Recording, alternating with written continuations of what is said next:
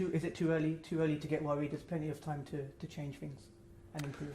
Yes, of course. Unfortunately, it was not the beginning of the season we were expecting, but yeah, plenty of things happened over the last months, and it needs a bit of time to settle in, to make things a bit more calm and quiet, to be really focused on the work and on the change that we had over the past months. So, yeah, unfortunately, we would have preferred to win some games, that's for sure. But maybe this is a pathway to have better days in the next coming months. And just finally, you had one player lose. Is it a good thing? Is it good that that the big top leagues in Europe has competition? How do you view it? It's difficult to say, to be honest, and we need maybe a bit of time to see in the coming years how it will evolve and develop. We had some kind of stuff like that with Qatar at some point. Then afterward it was China, and now we have Saudi Arabia, which is a new big stakeholders of the transfer window, and it brings a lot of money, of course. So we can say it's a good thing because, of course, we need to have some more money in the business. But in the other side, also we can have more competition. And of course, when they get into a deal or when they want a player, it's difficult to compete with them because of the money. But we just have to adapt. I don't want to judge anything. It's more about to have a new stakeholders, and we have to adapt for this kind of competition. Definitely. And you may not be able to answer the question. I'm a winner for the men and women's team, from the men and women's side. So I think for men, we don't have any Lyon players.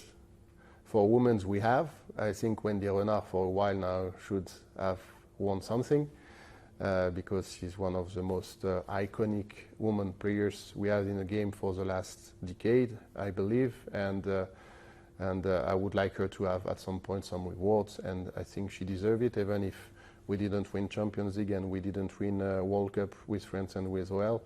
So it will be difficult, of course, for her, but I think she can have it at some point. I'm a bit surprised and upset that we don't have Lindsay Oran in the list. I think she was a number 10 and the captain of US national team, even if they didn't perform.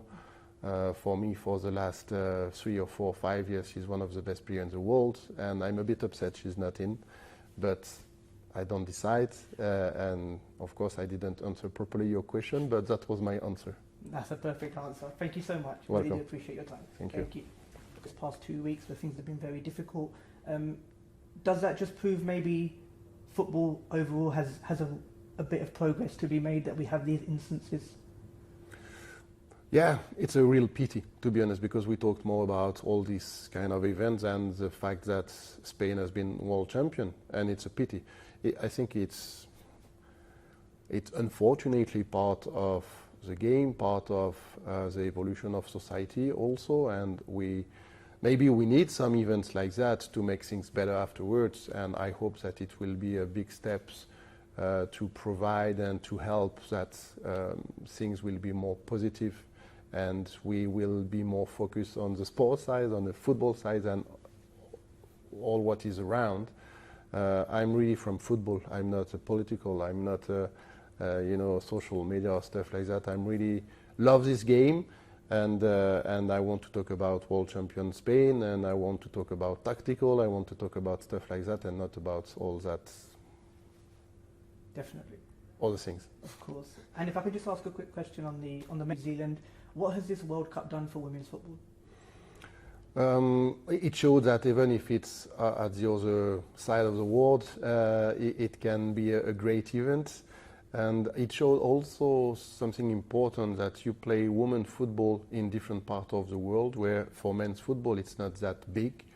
I mean, in Pacific, in Australia, in New Zealand, it's bigger than for men's. It looks like. In Asia, it's the same. In North America, women's football is bigger than men's football. Not bigger, but I mean, it's more important for a while now.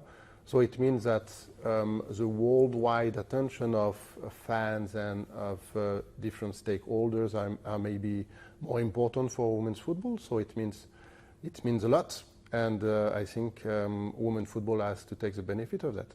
And for Lyon's women's team, why have you decided and why have Lyon decided to come to the Thinking Football Summit today?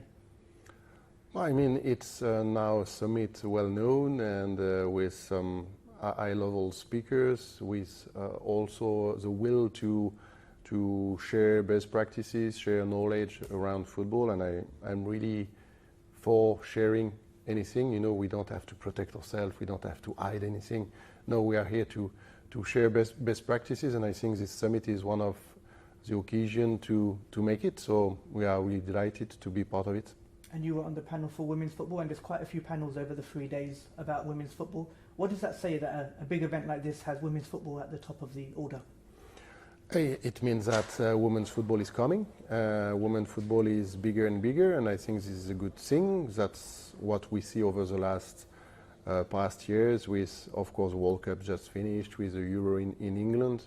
But that's what I was saying on stage. I think when you compare the growth and the speed of the growth over the last decade of women's football and you compare it to men's football, it's not the same. I think the growth is really faster with women's football. So, of course, if you try to compare with men's football, it will be always a bit tough because of money, because of fans, because of all that stuff. But I think as a sport of independent in a way, I think the growth is really positive, and it just has to keep going. Definitely, and we saw a lot of attendances.